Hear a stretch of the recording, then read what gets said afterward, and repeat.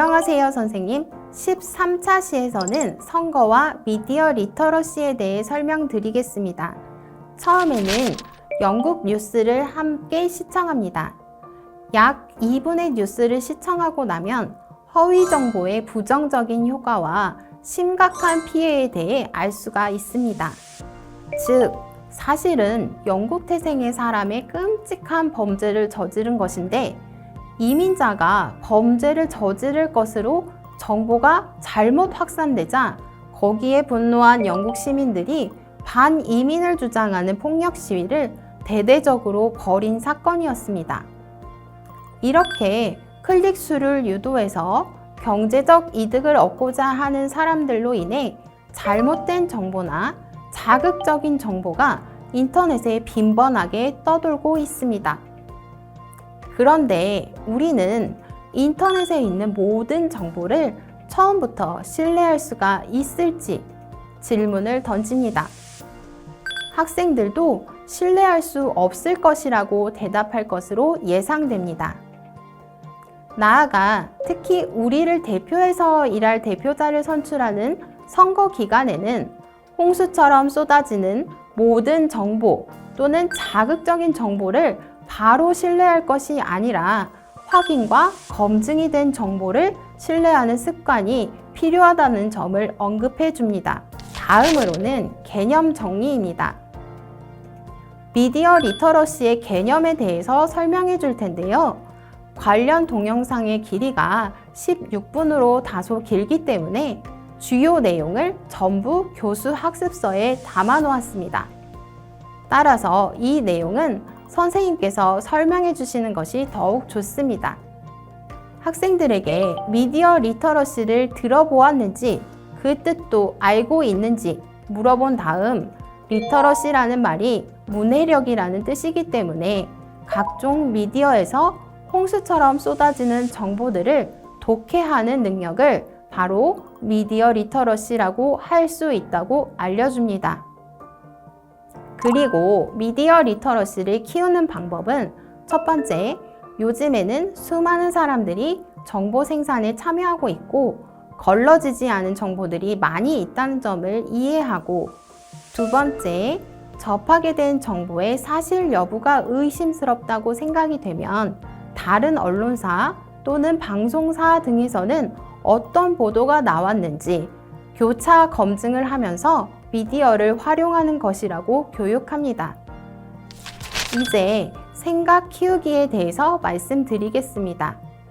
여기에서는 민주주의와 자신의 의견을 표현하는 것이 어떤 관계가 있는지에 대한 설명을 할 텐데요. 정치적 참여에 있어서 상당히 중요한 부분입니다.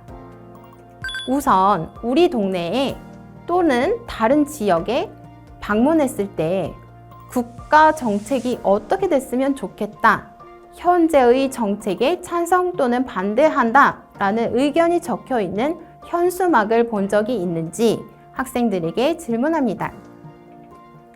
다음으로 국회 앞, 법원 앞, 행정기관 앞 플랜카드를 통해서 자신의 의견을 표출해 놓은 모습들을 본 적이 있는지도 질문합니다. 나아가 특정한 이슈에 관해 목소리와 행렬로 주장을 강화하는 집회를 본 적이 있는지에 대해서도 질문을 던집니다. 그리고 소셜미디어나 인터넷 검색창, 기사 댓글, 국민신문고 등을 통해서 국가 또는 지역에 관한 정책 의견을 표현하는 모습도 보았는지 묻습니다. 곧이어 이러한 표현들은 사회에 필요할지 또는 불필요할지 질문해 봅니다.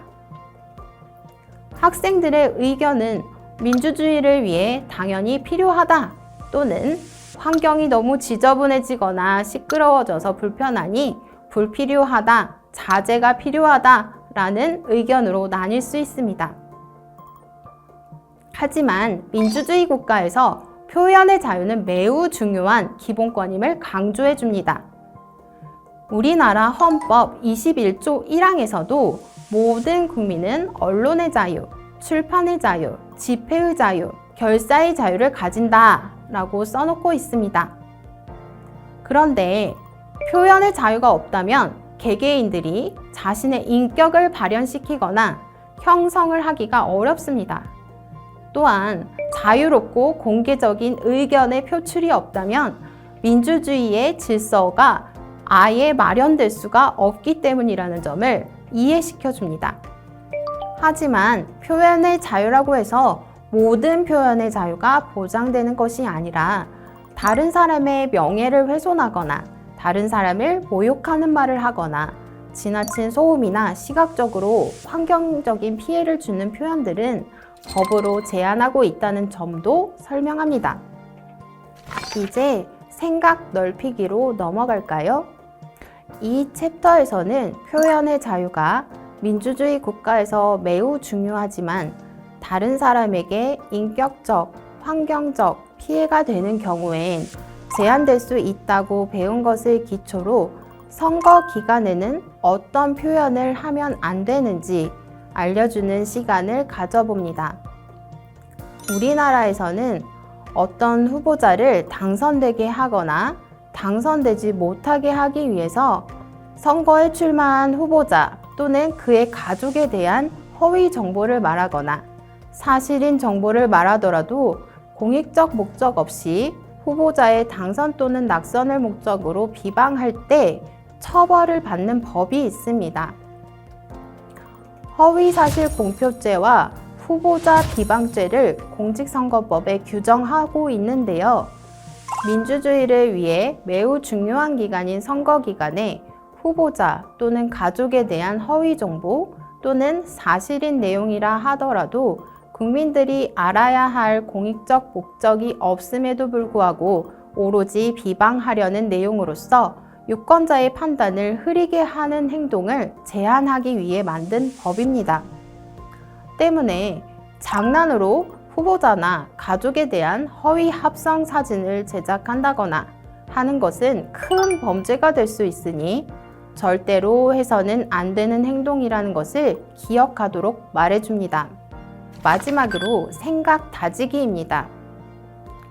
영국의 13년 만에 대대적 폭동 원인에 대해 알아본 것처럼 자극적인 콘텐츠를 생성해서 사람들의 이목을 끌고 그것으로 경제적 이득을 얻으려는 많은 사람들이 온라인에 있음을 인식해야 함을 강조합니다. 그러므로 온라인의 모든 내용을 바로 신뢰하기보다는 그 내용의 출처가 어디인지 공영방송 등 다양한 여러 신뢰할 수 있는 매체가 발표한 내용인지 등의 체크를 통해서 미디어 리터러시 능력을 함양할 필요가 있음도 강조해 줍니다. 한편으로 표현의 자유는 개인의 인격을 발현하고 민주주의 사회 유지 발전시키기 위해서 매우 중요해서 누군가의 표현이 불편하다고 하여 무분별하게 모든 표현을 금지시킬 수는 없다는 점도 알려줍니다. 그렇지만 다른 사람의 인격에 대해 또는 환경적으로 피해를 주는 점이 있다면 그러한 표현은 제한될 수 있음도 다시 한번 정의해 줍니다. 더욱이 선거 기간에는 여러 다양한 의견과 표현들이 충분히 인정되어야 하는데 그 이유는 정치 또는 후보자에 대한 자유롭고 비판적인 표현들이 금지되는 것은 민주주의를 퇴보시킬 수 있기 때문입니다.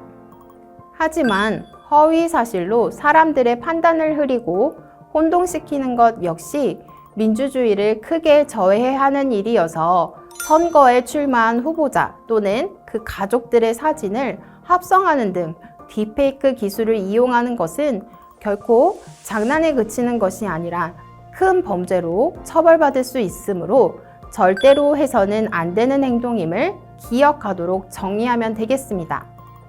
감사합니다.